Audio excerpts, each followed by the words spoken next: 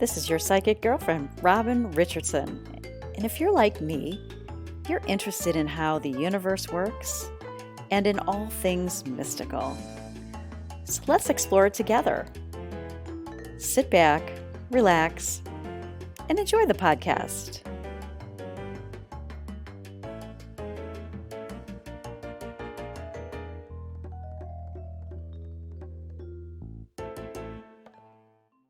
Hello, everyone. Welcome to my podcast. This is Robin Richardson, your psychic girlfriend. And today on the podcast, I wanted to talk more about relationships and dating, but what I think I jumped ahead of myself a little bit on how to improve a relationship. So I wanted to talk a little bit about what happened to me in last few days when it came to the dating app, the dating app crap. But first of all, my spiritual sidekick, I'm gonna have a little spritz because some of these people are just whack. Anyway, so just to say, what happened. So this happens occasionally, and it got me thinking. So I was chatting back and forth with this guy, and it was very, very brief. We matched, and I basically asked him, how's the app treating you? And he said, I'm new to it, which is always sort of like, okay.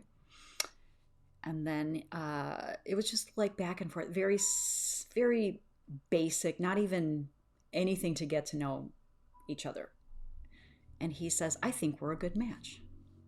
That raised a red flag already. So I went on my day. This was yesterday. I went about my day. Kind of forgot about him because he wasn't all that interesting. And I get a notification that he had messaged me.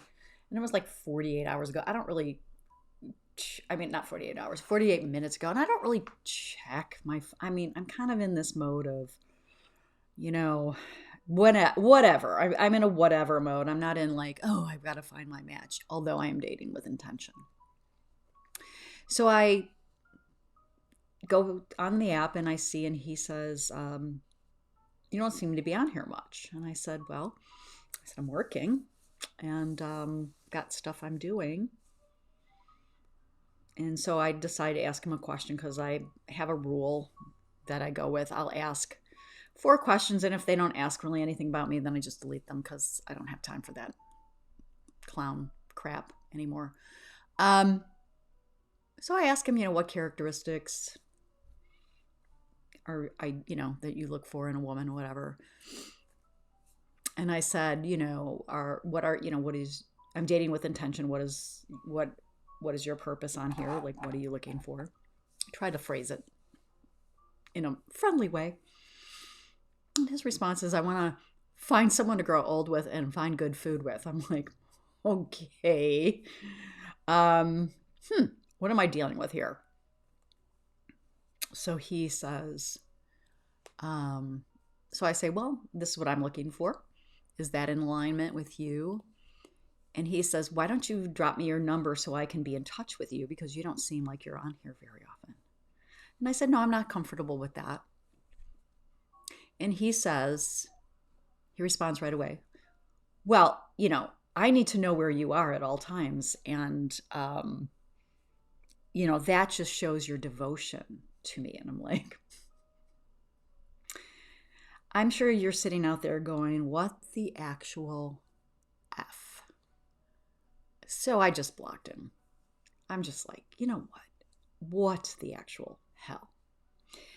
So I took a breath, did a little spritz of my spiritual sidekick.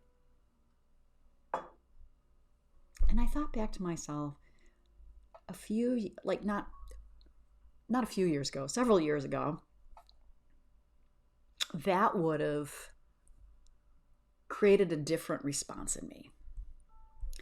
And I started to think about the time in my life where I was feeling so, I want to use the word desperate, so I'm going to use the word desperate. Desperate And I started to think about it today in the terms of I was a pick me girl. And what does that mean? I've heard that term a lot and I've used that term a lot. I was a pick me girl. So anybody that was interested in me, and this is how I was bred, by the way. Like, this is how I was trained. This is not something that like I had an awareness of until I started to do some work on myself. And just a disclaimer here, I am not a psychiatrist, I'm not a psychologist, I'm not a social worker, I'm not a therapist. I am a psychic and I am an intuitive guide, and I do believe we create a world based on our thoughts, our beliefs, and our actions. So I started to think about it in the terms of like, like, how far have I come in this? And what does it mean to be a pick me girl? Like, I thought, oh my God, like, I've come such a long way.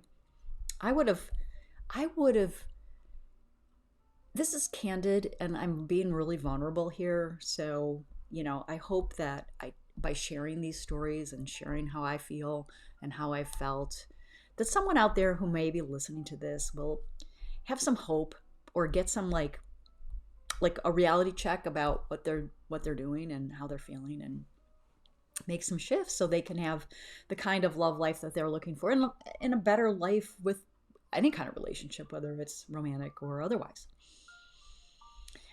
So I my term of pick me girl refers to often a woman who prioritizes male approval over their own genuine expression and of themselves. And it does imply desperation or insecurity and seeking validation from men rather than embracing their authentic self. Because my authentic self, it took a while for that authenticity to come forward. And I did a lot of work on myself because my relationships were not working. And they weren't working because I was not myself. I felt like I needed to have my partner's approval and acceptance in order to be validated in the world. So why would a woman, and I've had friends in the past, and sometimes the pick me girl is like, she needs that validation from men at the expense of her female relationships. So in college, I had, and this is an interesting thing when you talk about energy, like you surround yourself, you're attracted to the people that reflect what's going on inside of you. And there were women in my college experience that were pick me girls, just like me. Just like me. One would run off to do a guy's laundry. We're in college. Another one would want the validation of a man so badly that she would like ignore her girlfriends while we were out and about. Like, her purpose was to get the validation from men rather than to enjoy the friendships. And I'm not judging, because how can I judge? That was me at times. That was me at times. So I had to go back a little further into my own romantic history, not only my romantic history, but my family history. And I'm sure you can relate. So I'm a woman in my early 60s, and my mother was raising me and my sister in a manner that she knew how, and that was, of course, to be attractive and pleasing to men, to the point where, thank God, she sent me to an all-girls Catholic school. Not the Catholic part, but the all-girls part, because what I got there was, I got training into being an independent woman. And there was an undercurrent of be a pleasing wife to someone or whatever, but it was very undercurrent. It wasn't. The message I took from it was, women can do anything. So thank you, Catholic school, for that. But my mother in college, when we went to see the like the college fair. When we went to the college fair, my mother marches me up to the table at Dartmouth, and she's talking to this other woman who's with her daughter, and they're both talking about how we can find great husbands at Dartmouth. Now, I could never get accepted to Dartmouth. I just wasn't that kind of student. But anyway, that made an impression, you know. So my conditioning with my parents and my mother was, we were socialized to that finding a romantic partner, particularly, in my mother's case, an affluent one or a well-educated one, was the way to go. And it is a significant source of validation and fulfillment. God knows why. And all sorts of media and cultural norms, societal expectations would often just reinforce that idea that romantic relationships are essential for happiness and self-worth. It's taken me a long freaking time to get to a place where I'm happy solo. Would I like to share my life with someone? Absolutely. 100% would love to. But not at the expense of my authentic self and who I am in the world and what I'm about and what I want. Do I still feel that pull of the old echoes of the past? Yeah, for sure. So this guy, like seeing this guy not, do this behavior, and I'm going to talk about, how women fall into romantic scams a little bit later, maybe in this episode, maybe in another, but that a lot of us have been trained to, want that guy's approval, and to the exclusion of our own, self, just really, what the hell, logical self, that would make absolutely no sense. Anyway, this guy with his kind of trying to take me off the app because he wanted to make sure that he was in contact with me, what the actual, and questioning my devotion, I don't even know you, buddy. But in the past, that would have been a trigger for me. So I may have given him my number and then found out the hard way that he was, not the appropriate person for me. So I didn't have the self-esteem. So a lot of pick-me girls have low self-esteem, and they seek validation from outside romantic partners, as a way to feel better about themselves. And they may believe that desired by someone else validates their worth and attractiveness. And that whole, worth piece, I'm lucky I have a strong sense of self, but it does come in every so often as, I'll have friends who mean well. They mean well. I love them. If you're listening, I love you. Who really don't understand why I'm not partnered, and want me to be partnered because I think they feel like I would be happier. The truth of the matter is my past relationships didn't bring me happiness. They brought me instability, and they pressed upon my low self-esteem and my anxious attachment style. And clearly I was the problem. And some of you are probably like, you're not the problem. You're not the problem. No, I was the problem because I allowed it. Number one. Number two, I didn't know better at the time. But when a relationship, and this is just my belief, and try it on if you like it. If you don't, that's okay too, obviously. But we are the problem. We are the problem. We would not be in a situation like that if we recognized within ourselves that we deserved better. We don't need the validation from outside world to make our lives better and happier. We don't need this. This is not part of how to have a healthy life. In fact, it's part of having a frustrated and unfulfilled life. So my past experiences, such had, with rejection, I had the love of my freaking life, just decided to go back to his girlfriend. This has been a pattern in my life, by the way. And this was somebody I was madly in love with. But we didn't live close to each other, and it didn't work out. So, but the pain of the rejection was so bad, and that it just I wanted to make that stop. And so what did I do? I went and married somebody who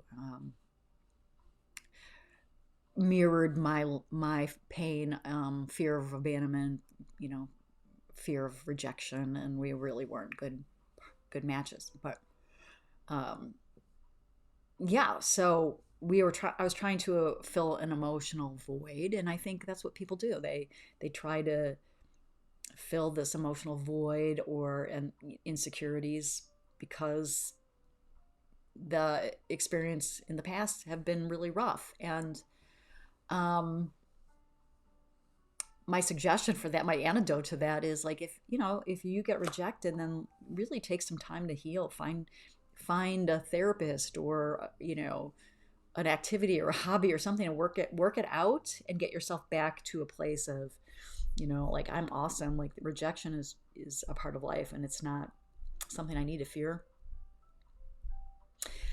So because of that fear of rejection, we look to our romantic partners to supply that security in a relationship. And I had another relationship where I was really in love with him, and he created such instability. Um, and it just mirrored my instability within. But I had been growing, so it had been a better relationship. So I see each thing as a step in the right direction.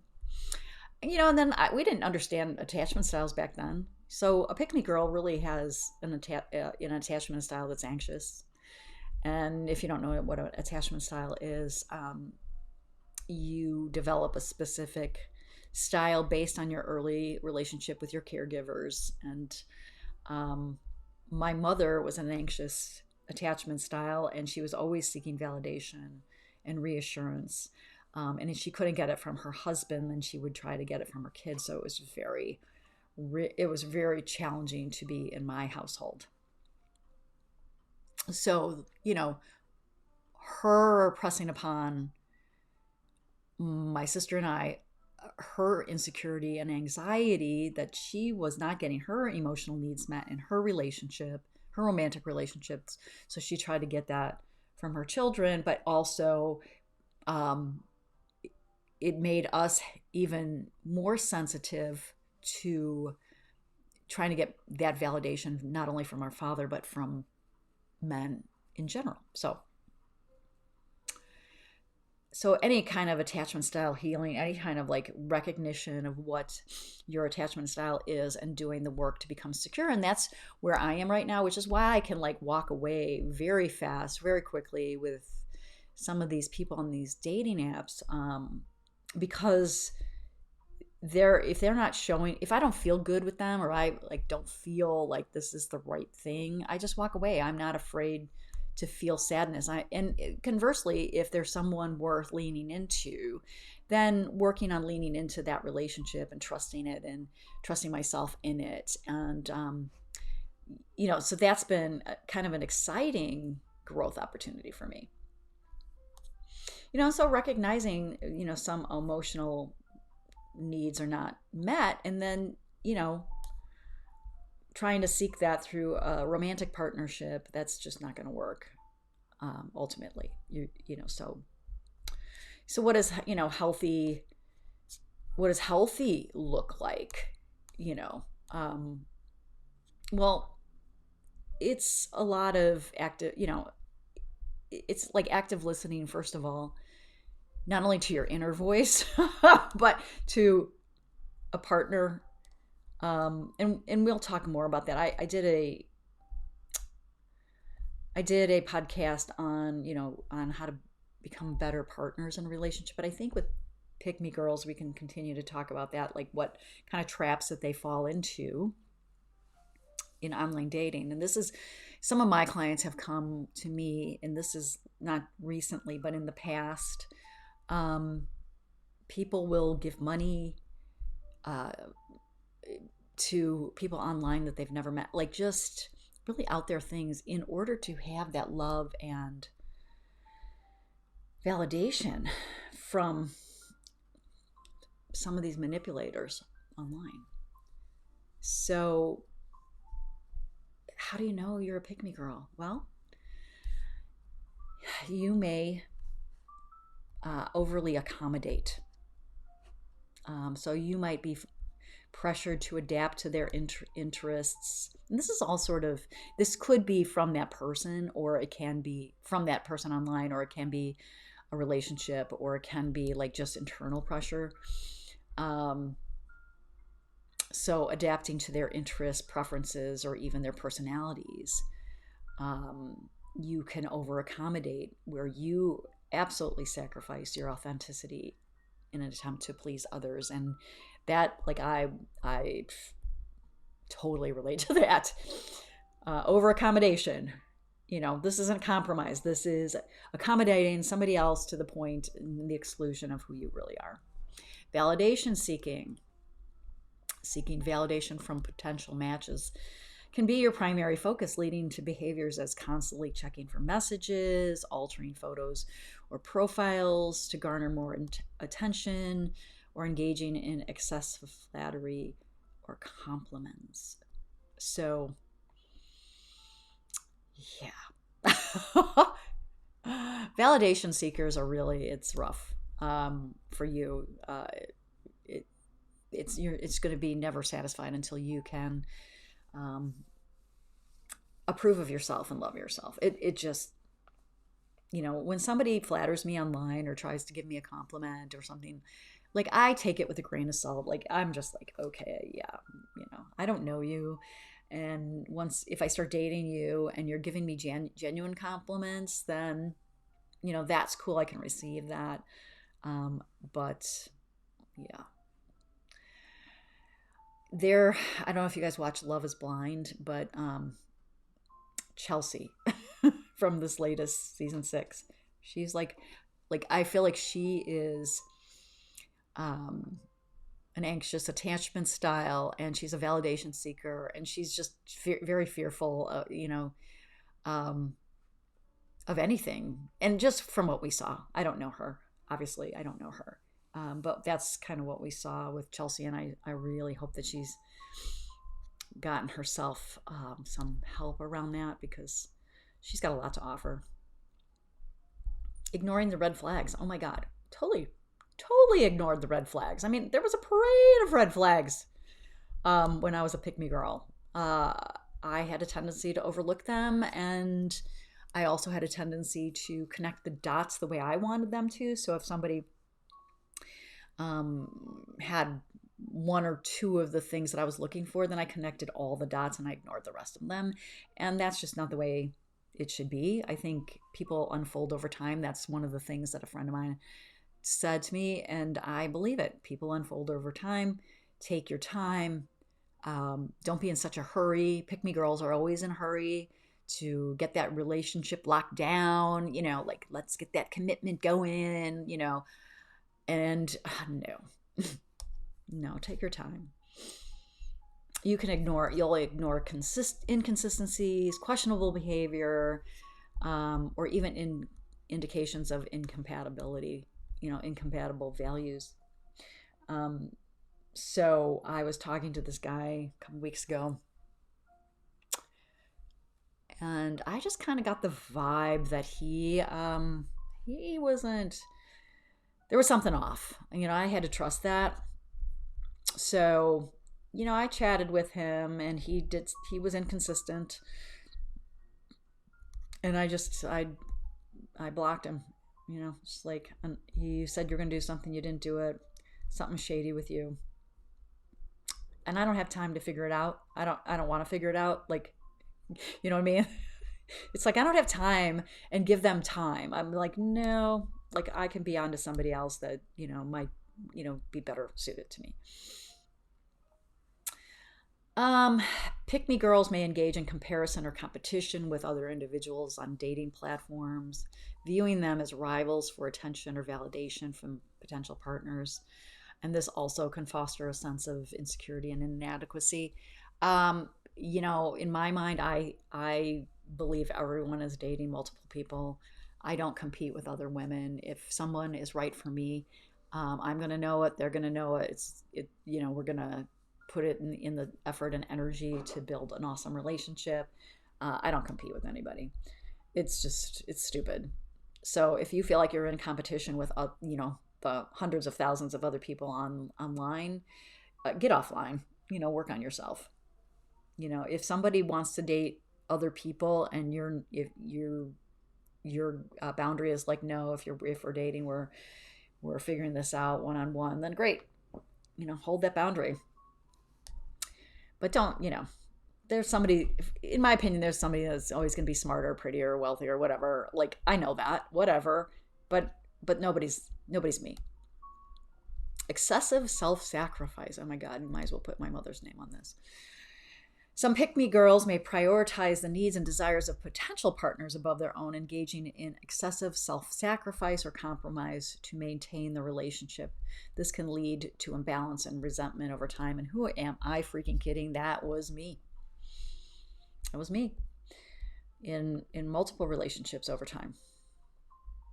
So learn, because if you aren't in a relationship where you feel like, when you feel like you're excessive in what you're sacrificing, you will end up being resentful, and you're going to end up pushing away the relationship. If you enjoyed the relationship, you're going to end up like self-sabotaging. So again, you are the problem. Desperation for attention. Oh gosh. Desperation for attention or validation can result in engaging in attention-seeking behaviors, such as sending multiple messages in quick succession, initiating contact with numerous matches simultaneously, or portraying oneself in an exaggerated, inauthentic manner.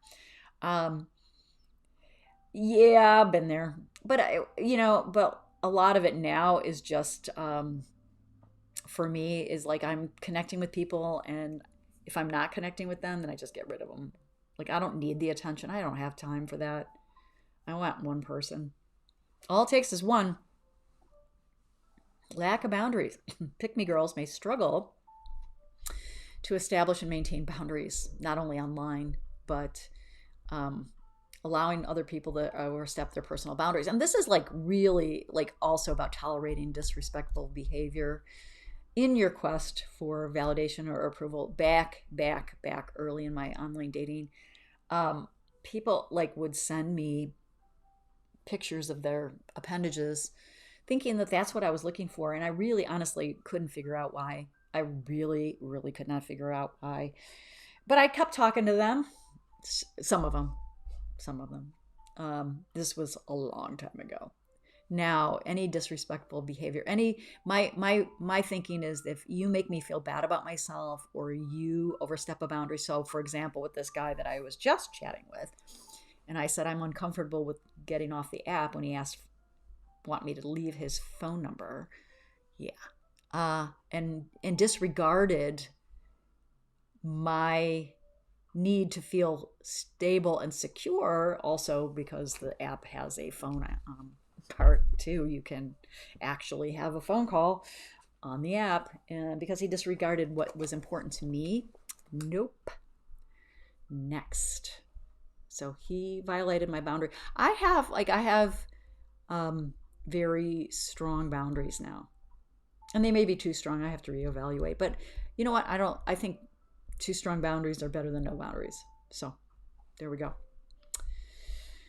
Over time, focusing on trying to get a validation from people is just going to, erode at your self-worth and self-esteem. And I think then it just creates a cycle or a loop of attracting these type of people online or anywhere, so that you just feel crap about yourself. And so you're going to attract people who are going to treat you that way. So think about, this is a manifestation thing, everything is you pushed out. So you are the problem, you are the solution, you are the good, you are the not so good. So think about it in terms of like what's going on internally that is mirrored in my external. Like, my question has always been like, what do I need to look at? What is it that I need to improve? And let me be clear, you're not broken. You're just not broken. You're just got a software system that is creating this solution, in your life, what's going on in your life because of your thoughts and beliefs and habits and things like that. So if you're self-aware and you're thinking to yourself like this, something's not working here. Am I a pick me girl? Am I somebody who like relies on male attention or validation? And if you're men out there, interchange men with, if I'm a guy who's seeking validation and attention from a woman, to the exclusion of everything else, and I've got something going on. So we're going to talk a little bit more about, about this and how to like navigate dating online in another episode, just because I think if you want to get to healthy living, healthy dating, you have to be aware of what's happening. You have to have some sense of your patterns. You have to have some sense of what's going on. So think about it this way. In between now and the next podcast, think about taking a look at what's going on as an objective observer. Don't beat yourself up. Don't just because I'm using pick me girl or desperate woman, whatever, don't beat yourself up about it. Just take a look and observe, is this happening because of my past? Is there something unresolved that I really want to shift within myself? How do I need to think in order to be in a healthy, loving relationship that's mutually enjoyable and respectful and has healthy boundaries, and we seek healthy validation for each other? We offer that for each other. So anyway, that's it for me for today, and I'm so glad that you tuned in. Please check out my website, yourpsychicgirlfriend.com, and come join me at Locals, robinrichardson.locals.com. I'm creating a community. I'm building a community of people who want to build a life that they love, and especially during this election season, to have some like-minded, high vibe, great people to connect to. And I will talk to you next time. Have a great, great rest of your day.